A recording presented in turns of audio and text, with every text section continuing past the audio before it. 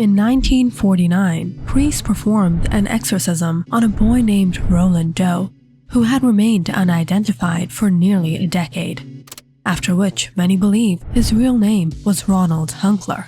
This horrifying ordeal served as the real-life inspiration for the novel The Exorcist by William Blatty, 1971, who read about Roland Doe while attending Georgetown University. And William Blatty's novel, in turn, became the haunting movie, The Exorcist. Although the film tells the story of a young girl who is possessed by a mysterious creature, The Exorcist is largely based on the true story. While the film is clearly an adaptation and uses gruesome special effects to wow audiences, the true story of the young boy, Roland Doe, is just as horrifying. Although Roland Doe was kept away from public life, more information about his story has come to light since his death in 2020. With the release of David Gordon Green's The Exorcist Believer on the horizon, there's no better time than now to take a look back at the true story of The Exorcist. Who was the real Regan? The true story of The Exorcist begins in the late 1940s, with a German-American family in the suburbs of Washington, D.C. A beautiful colonial-style home in Roanoke Drive in the picturesque Bernard neighborhood of St. Louis, Missouri, was once the home of Roland Doe, or Ronald Hunkler. And now, the most extraordinary horror story turned urban legend in American history turned this house into a macabre landmark. 13-year-old Ronald Hunkler was distraught over the loss of his beloved aunt, Harriet. Harriet was a spiritualist and taught him many things, including how to use an Ouija board. In early January 1949, shortly after Harriet's death, Ronald Hunkler began experiencing strange phenomena. He heard scratching sounds coming from the floor and walls of the room. Inexplicably, water was dripping from the pipes and walls. What was most disturbing was the sudden movement of his mattress. Sensing a crisis, Ronald's family sought help from every professional they knew. The family consulted doctors, psychiatrists, and a local Lutheran priest, but they were unable to help him.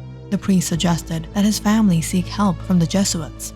Father E. Albert Hughes, a local Catholic priest, asked his superiors for permission to perform an exorcism on the boy in late February 1949. The church granted Hughes' request. To exorcise the boy, Hughes tied him to a mattress and began reading. However, the ritual had to be cancelled after Ronald broke part of the mattress spring and hit the priest on the shoulder, leaving the exorcism interrupted and incomplete. But stranger things began to happen in the following days. A red sore appeared on Ronald. One of the scars formed the word Louis. This was understood by Ronald's mother as a message that she needed to go to St. Louis, where she had relatives from the Hunkler family. Perhaps this was a way to save her son. During this time, a cousin of Ronald was attending St. Louis University. Ronald's mother connected the Hunklers with Father Walter H. Halloran and Reverend William Bodern. The two Jesuits, with the help of several assistants, agreed to perform an exorcism on young Ronald. The men met at the house in early March 1949. There, the exorcists observed the boy's body being scratched and the mattress moving violently. During these strange occurrences, Bodern and Halloran reportedly noticed a pattern in Ronald's behavior. During the day, he was calm and normal. However, at night, he exhibited strange behavior, such as screaming and outbursts. Ronald also fell into a trance and began making throaty sounds. The priests were also said to have witnessed objects flying mysteriously in front of the boy and realized that the boy would react violently if he saw a sacred object presented by them. All these details of the true story of The Exorcist found its part in the movie, but some were so horrifying they didn't make the cut. At some point during the week-long ordeal, Bodern reportedly saw the letter X appear on Ronald's chest wound, leading the priest to believe he was possessed by 10 demons. The two priests never gave up and continued their exorcism night after night. On the night of March 20th, the exorcism reached an unhealthy new level. Ronald urinated on the bed and began screaming and swearing at the priest. Ronald's parents take him to Alexian Brothers Hospital in St. Louis for more serious treatment. Finally, on April 18th, a miracle happened in Ronald's room at Alexian Brothers, and Ronald woke up with a seizure. He cried out to the priest and said that Satan would always be with him. The priest gave the boy a holy relic, a cross, a medal, and a rosary. That night at 10:45 p.m., the priests present asked St. Michael to expel Satan from Ronald's body. They cried out to Satan and said that St. Michael would fight with him for Ronald's soul. 7 minutes later, Ronald awoke from his trance and said, "He is gone," and described how he had a vision of St. Michael defeating Satan on a vast battlefield. The strange events and behavior stopped after that. After Roland Doe was exorcised, his family returned to the East Coast. According to sources, he found a wife and started a family. He named his first son Michael, after the saint he believed had saved his soul. William Bowdern died in 1983 after decades of service to the Catholic Church.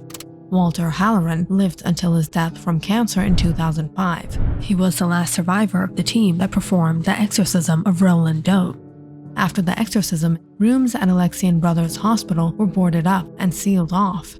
The entire facility was demolished in 1978.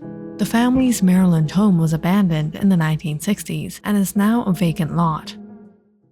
No one would have known about the Exorcism of Roland Doe if it weren't for a Washington Post article in August 1949 reporting that priests had actually performed an exorcism. However, this article contained very little detail.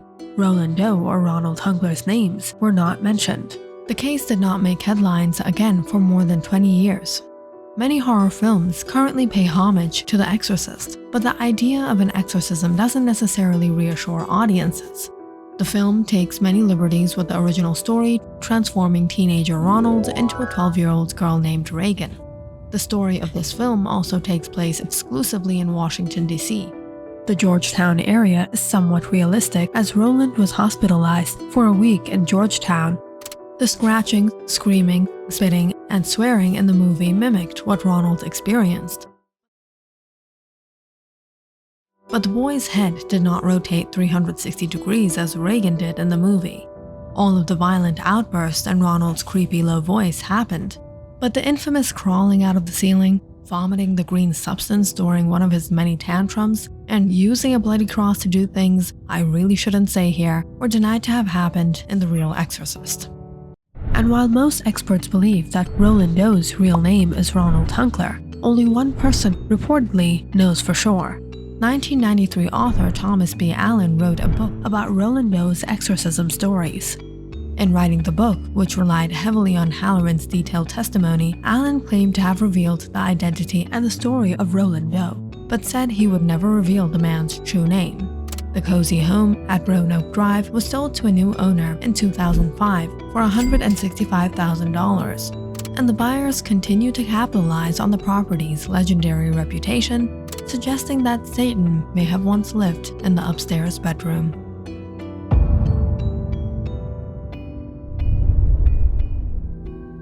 If you liked our video, don't forget to subscribe and follow our channel for more videos like this one.